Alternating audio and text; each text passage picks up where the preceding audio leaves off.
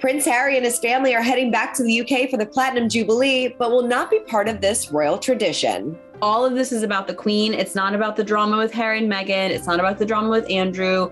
It's not about, this and that. It's really about, Her Majesty Queen Elizabeth and her 70 years on the throne. And Prince Charles delivers the Queen's speech for the first time as she misses the UK Parliament for the first time in over 60 years. My lords and members of the House of Commons, Her Majesty's government's priority is to grow and strengthen the economy and help ease the cost of living for families. And PR expert Lita Citron breaks down why Harry and Meghan need to choose if they are celebrities or royals. They have to decide if they're royalty or they're celebrity, because there's a very different persona and perception mapping that goes with both of those. You don't really get to straddle both. Maybe if you're Grace Kelly, but we didn't have social media then, so. We've got that plus so much more in today's Royally Us. Hello to our fellow royal lovers and welcome to Royally Us. I'm Christina, that's Christine. Welcome to another big week of royal news. And it is a big week of royal news. There's a lot to get to. It is a big week. I feel like the Jubilee is really upon us now. It's only a few weeks away. So now we're getting all these big Jubilee stories that I'm really excited to get into. Definitely. But before we get to all that, let's see what you guys had to say about last week's show. Joan says Princess Charlotte is precious. Love the pictures with her dog. Yes, she celebrated her 7th birthday. It looked absolutely adorable. Yes, she is. The dog pictures, I'm such a dog person, so I really loved those. But yeah, it was really lovely to see. It was so cute. And then Wanda says, Harry was right about the Queen needing better protection. There have been other reported incidents regarding breach of security. Also regarding Netflix, if Meghan truly believes in the project, she will find a way to make it happen. People who quit when things don't come together right away never succeed.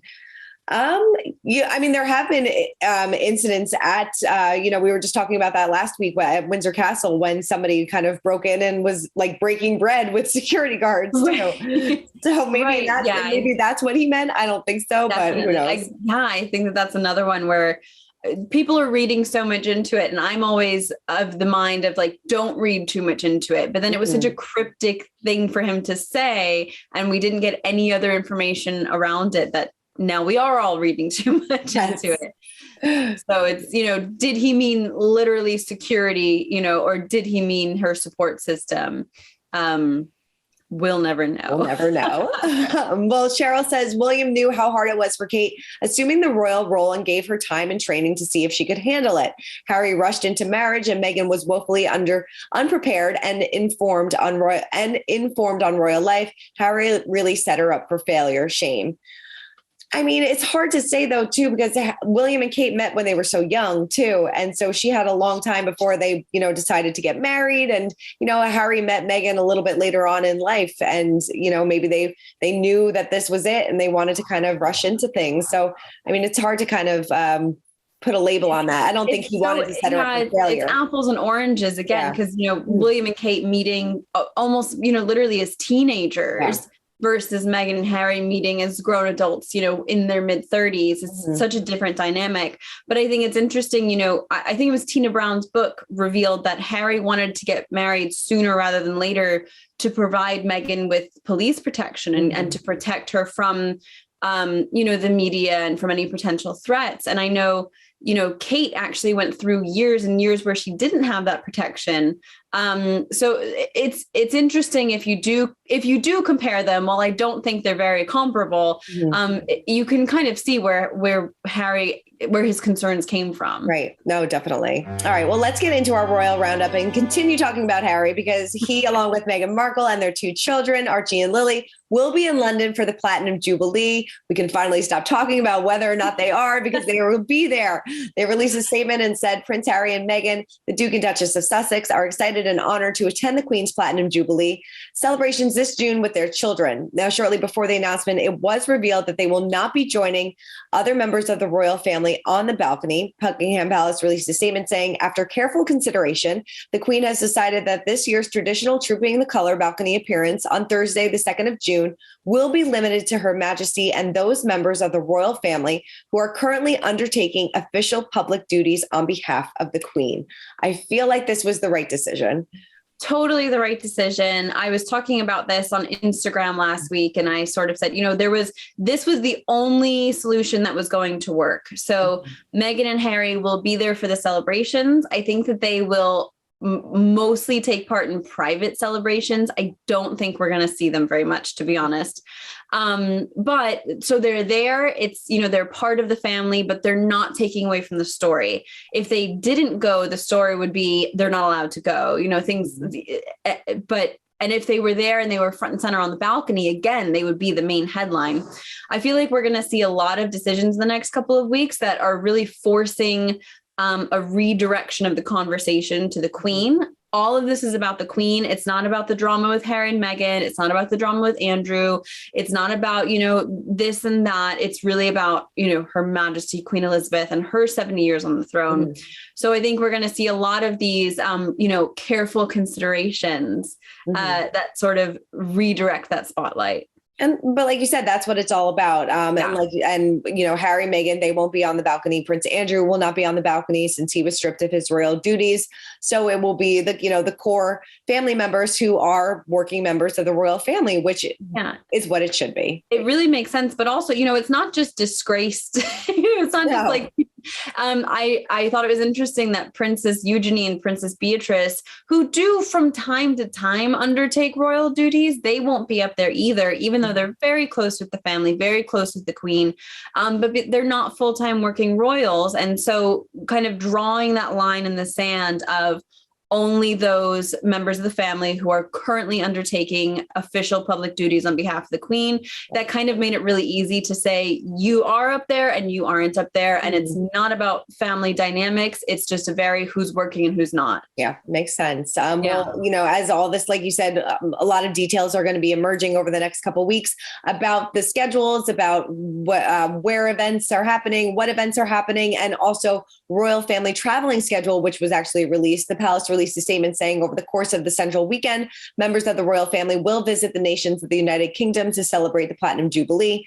Members of the royal family will attend engagements in each nation, including public events marking the occasion. So where is everybody heading? Yeah, this is going to be, when I saw this, my first thought was, this is insane. This is going to be in such a busy weekend for these people, but just even for like the media and the press covering the Jubilee, it's going to be nuts. But the Cambridges are going to Wales. I feel like that's such an interesting choice since they are, they will be the next Prince and Princess of Wales. I think that was really carefully chosen. They lived there for a few years right after they got married, in Anglesey. They have lots of happy memories there. They haven't been in so long, so I'm sure that'll be a special visit. Princess Anne is going to Scotland. Prince Edward and his wife, Sophie, the Countess of Wessex, are going to Northern Ireland.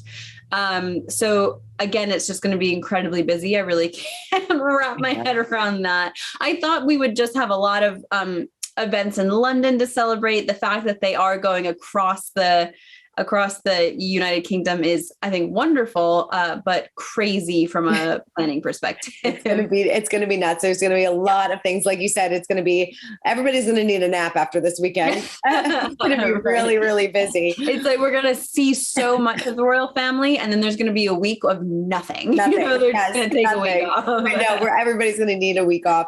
Right. Well, it'll be interesting to see what the Queen will and will not participate in as well, since she is having some mobility problems, and that is why she missed the state opening of the Parliament this past week. In a statement, the palace said the Queen continues to experience episodic mobility problems, and in consultation with her doctors, has reluctantly decided that she will not attend the state opening of Parliament.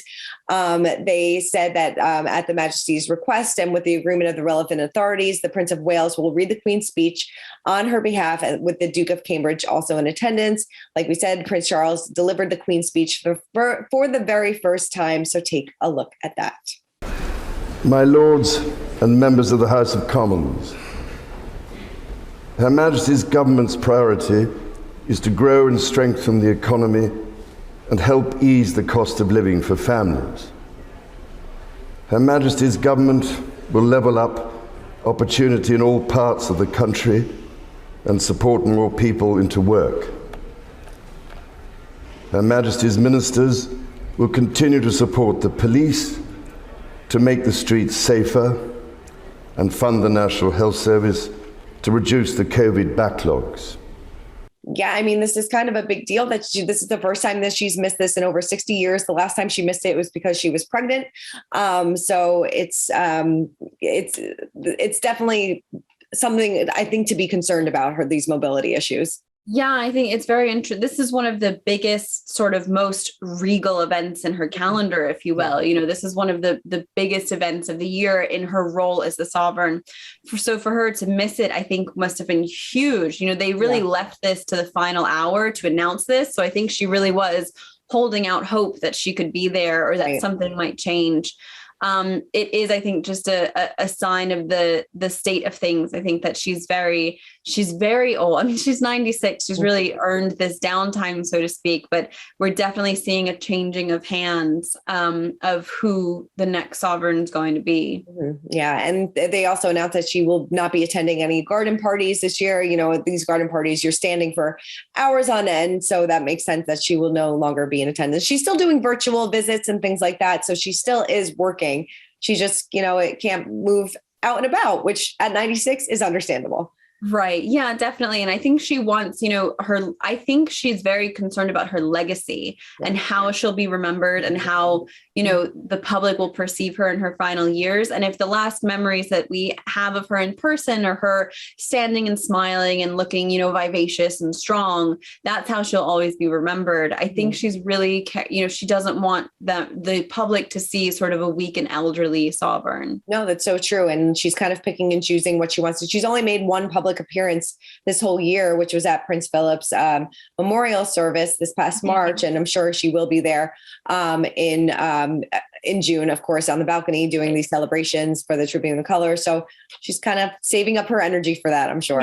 Yes, she must be. Definitely. All right. Well, Kensington Palace announced that the Duchess of Cambridge is now the royal patron of the Maternal Mental Health Alliance, a UK charity that brings together over 100 organizations that ensure women and families affected by perennial mental health challenges have access to high quality, comprehensive care and support. Now, the announcement comes during Maternal Mental Health Awareness Week. Take a look. We all know that pregnancy, childbirth, and the first months and years of a child's life can be hugely demanding. Parents often feel lonely and overwhelmed by these early years. Now, this, of course, goes hand in hand with what the Duchess has been preaching for a number of years. Yeah, I mean, I'm surprised that she hadn't worked with this organization sooner, or maybe she had worked with them, but hadn't sort of announced this official patronage. This is her first new patronage in a while, and I love it so much. It really aligns with her, you know, larger project. Her life's work, it seems, is going to be dedicated to the first 5 years of a young child's life, of providing support for the children, but also for the families. You know, she's really passionate about providing support and resources for parents of young children, not just the children, but the parents, because if the parents are supported, they can better support the children in those first 5 years. So I love seeing this. I think this is really one of the most important causes of our time, and for Kate to sort of be really pushing that agenda forward is so powerful. Mm-hmm. And I think as a mother of young children, I see how important that support is. And so in her message, she sort of says, you know, all of us need support, and really normalizes that conversation that, you know, new mothers maybe don't feel like they can, you know, ask for support or feel like it shouldn't be this hard. No, it really is this hard. Yeah. Even the Duchess of Cambridge is out there saying we all, you know, experience some semblance of anxiety or depression when, you know, a baby is born. And so I love that this is her platform and that she's normalizing this conversation. I do too. I love that this is her platform and what she's passionate about. And like you said, you know, she knows just because she's the Duchess, she goes through it just like we all do. She's up in those, you know, when those babies are crying all night long. And when they're no sleep. Like that, she knows. And everybody, you know, you need support no matter who you are. Absolutely. Definitely. All right. Well, Prince Harry is proud to be a girl dad as he showed off his comedic side in a new tongue-in-cheek video for his eco-travel initiative, Travelist. So take a look at this. Hi. Are you okay? Yeah, I haven't run in a while. Clearly. You know, we actually invented jogging. The Australians? No, Aotearoa, New Zealand. Oh, terribly sorry. I know you guys hate that. Kia ora. Kia ora. Just while I've got you here, Does this ring any bells? What is it? It's a lolly wrapper. Okay. You dropped it. No, I don't think so. Well, according to my report, at 2:17 p.m, October 29th, Bethells Beach, Tamaki Makaurau, New Zealand, 2018. Might have been a confusing time. It was windy. I don't think it was confusing. It was an incredible time. We had an amazing time in New Zealand. It's beautiful. I know, right? It's a jogger's paradise. This was a cute little video. He seemed like, showing off his acting, showing off his comedic chops, and a very well-placed girl dad t-shirt. Yep, that was really, really cute. I loved that when you're in the beginning, when you don't know who it is, and then he kind of turns around. It was just really funny and lighthearted. This was for Travelist, which is sort of a project that's promoting more ecological choices in tourism. And this video was really funny and actually kind of thought-provoking, and it was rating travelers. So rather than like rating your hotel or your airline or a restaurant, it was kind of rating yourself, or, in this case, rating Harry as a traveler, sort of playing a joke on the last time he and Meghan were in New Zealand a few years ago. And it was just really interesting to reflect on, our own travel choices and how we would be rated. Definitely. I love it. It was really cute. All right. Well, now it is time to spill the royal tea, and Prince William is doing his part in getting the Spice Girls back together. Mel B was honored during an investor ceremony at Buckingham Palace and told The Sun that William told her, "I'm so delighted that it's me giving you this." He asked, "Will you get the Spice Girls back together?" When she replied that she was having dinner with bandmate Victoria Beckham, aka Posh Spice, William said, "Oh, good. I'll work on David then," of course, referring to her husband, David Beckham. I love that William is a Spice Girls fan. He definitely is. Aren't there those photos from when he was like 15? Yes. He's the Spice Girls and he looks like he wants to die. Like he just wants to die of embarrassment. And now he's an adult, investing them in these grand orders. I love it. Comes full circle. I love it so much. I love it. All right. Well, Prince Harry misses Prince William and Duchess Kate's kids very much since he is settling in California. A source told Us Weekly in the latest issue. They said they're extremely fond of him. Charlotte will send everyone in the family thoughtful gifts and cards, and at the very least, she'll call as a family to sing happy birthday and so on. The daughter also views Harry very much as one of her role models and says that she adores Queen Elizabeth, Prince Charles, and they're very proud of the person that she's developing into, just as they are with George and Louis. I'm sure it is hard for them not having that, uncle bond since he is so far away, but hopefully they make FaceTime and Zoom calls work in their favor. Definitely. It's such a new world now where, there is so much constant access. I know that my son can always FaceTime his uncle when he wants to show him silly, fun things. And it's so easy these days. So I'm sure the royals are doing the same thing, utilizing the FaceTime and the WhatsApp groups to stay in touch. Yes, royals. They're just like us. All right. Well, now it's time to break down the royal rules, and to help us do that is PR expert Leda Citrione, who helps us break down why Harry and Meghan need to decide, are they celebrities or are they royals? Take a look. Do you feel like Harry and Meghan are kind of getting this blow after blow, it seems like, in the press? I think they're still trying to find their footing is what it looks like. And so they're trying a lot of different things, and some of them are giving them footing and some of them are feeling a little slippery. And perhaps that's what we're seeing, as they're going through this. The rest of us are watching and we're drawing assumptions and we're making, we're forming opinions about what we believe is happening. But some of this can also just be them trying to figure out who they're going to be in this world. Right. That would be kind of normal. I agree with you. And I think that happened with their Spotify program, because we've only gotten one episode of that. And that was a few months ago. And it seems like maybe they're going back to the drawing board when it comes to that. Maybe it's kind of like they're throwing darts at a wall and seeing what sticks.